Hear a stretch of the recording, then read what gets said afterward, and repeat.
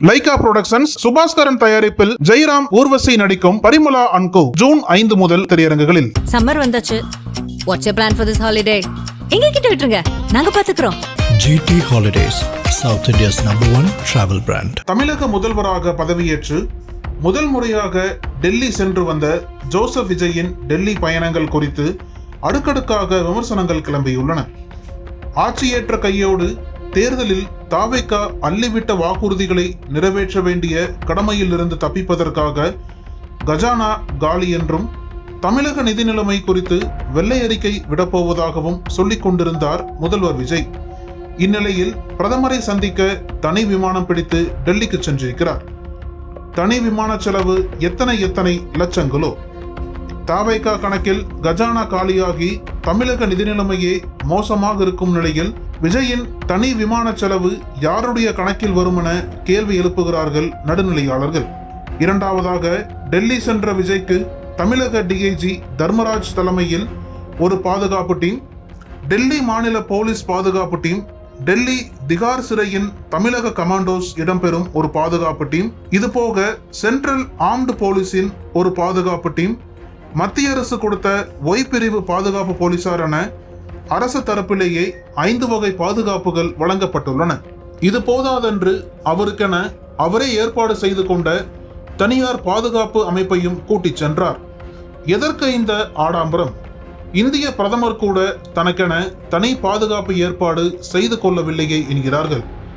தமிழகத்தில் கலைஞர், OPS, எடப்பாடி, ஸ்டாலின் யாரும் டெல்லி விசிட்டுக்கென தனிப்பட்ட விமானத்தை பயன்படுத்தியதில்லை. தனது உடல்நிலை காரணமாக ஜெயலலிதா மட்டும் பிரைவேட் பிளைட் சேவையை பயன்படுத்துவார். தற்போதைய நிலையில் 50 வயதையான முதல்வர் விஜய்க்கு எந்த உடல்நிலை குறைவும் இல்லாத நிலையில் ஏன் தனி பிளைட்டை பயன்படுத்த வேண்டும்? இதனால் தமிழகத்திற்கு நிதி சுமை அதிகரிக்காதா? டெல்லியில் உள்ள தமிழ்நாடு இல்லத்தில் அசோக சக்கர முத்திரையுடன் கூடிய முதல்வர் பயன்பாட்டிற்கென கார் ஒன்று பிரத்யேகமாக உண்டு. அதற்கு தனியே ஓட்டுநரும் உண்டு. ஆனால் அதை பயன்படுத்தாமல் பஞ்சாப் பதிவு எண்ணுடன் கூடிய ரேஞ்ச் ரோவர் காரை நாளொன்றுக்கு 82,000 ரூபாய் வாடகையில் எடுத்து அதற்கு பஞ்சாப் டிரைவர் ஒருவரை நியமித்து பயன்படுத்தி இருக்கிறார் முதல்வர் விஜய். கஜானா காலியாக இருக்கும் முதல்வர் மேற்கொள்ளும் சிக்கனம் தான் மற்றவர்களுக்கு முன் உதாரணமாக இருக்கும். முதல்வரே இப்படி செலவுகளை அதிகரிக்கலாமா என்ற கேள்விகள் எழுந்துள்ளன. முதலாக டெல்லி செல்லும் தமிழக முதல்வர்கள் புதிய நிதிகளையும் நிலுவையில் இருக்கும் நிதியையும் தங்கள் விசிட்டில் கூடுதல் அழுத்தம் கொடுத்து பிரதமரிடம் கேட்பார்கள். ஆனால் விஜயின் இந்த விசிட்டில் நிதி குறித்து எதுவும் கேட்டதாக தெரியவில்லை. நிதி குறித்து ஒன்றிய நிதி அமைச்சரிடம் பேசப்போவதாக கூறப்பட்டது. ஆனால் முதல்வர் விஜய் தமிழக நிதி அமைச்சரையோ நிதி செயலாளரையோ உடனடித்து போகவில்லை.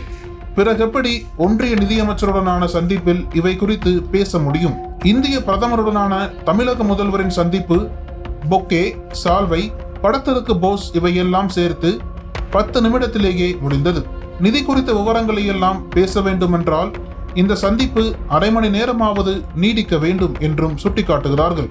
டெல்லி பயணத்தில் பிரதமரை 4:30 மணி வாக்கிலும், உள்துறை அமைச்சர் அமித்ஷாவை 6:45க்கும், நிதியமைச்சர் நிர்மலாவை 7 மணிக்கும் சந்திக்க அனுமதி தரப்பட்டிருந்தது.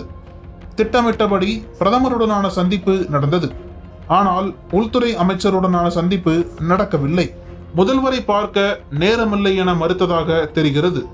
அதே சமயம் கேரள முதல்வர், மேற்கு வங்க முதல்வரை எல்லாம் அமித்ஷா சந்தித்திருக்கிறார். அதுவும் தமிழக முதல்வர் டெல்லியில் இருந்தும் அங்கேயே இருந்த உள்துறை அமைச்சர் பார்க்க மறுத்துவிட்டார். தமிழக முதல்வரை மட்டும் சந்திக்க உள்துறை அமைச்சருக்கு ஏன் நேரம் இல்லாமல் போனது? முதல்வர் விஜய் டெல்லி பயணத்தின் போது முதல்வரின் தமிழ்நாடு ஹவுஸை சுற்றி காங்கிரசின் பிரவீன் சக்கரவர்த்தி ஏற்பாட்டில் விஜயும் ராகுலும் நெருக்கமாக இருப்பது போல் பேனர்கள் நிறைய வைக்கப்பட்டிருக்கிறது. இது IASகள் உளவுத்துறை மூலம் அமித்ஷா காதை எட்ட மூட் அவுட்டான அமித்ஷா முதல்வரை பார்க்க மறுத்துவிட்டாராம். சரி, டெல்லியில் உள்ள மேல்மட்ட காங்கிரசாரையாவது முதல்வர் விஜய் சந்தித்தாரா என்றால் அந்த சந்திப்பும் நடைபெறவில்லை என்கின்றன தகவல்கள். பொதுவாக பிரதமர் முதல்வர் சந்திப்பு நடந்ததும் பத்திரிகையாளர் சந்திப்பு நடைபெறும்.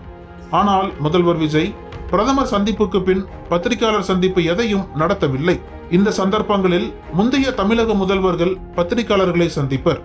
முன்னாள் முதல்வர் ஜே மட்டும் தனது மூடை பொறுத்து பத்திரிகையாளர்களை சந்திப்பார் அல்லது சந்திப்பின் முக்கிய அம்சங்களை அறிக்கையாக பத்திரிகையாளர்களுக்கு அளித்து விடுவார்.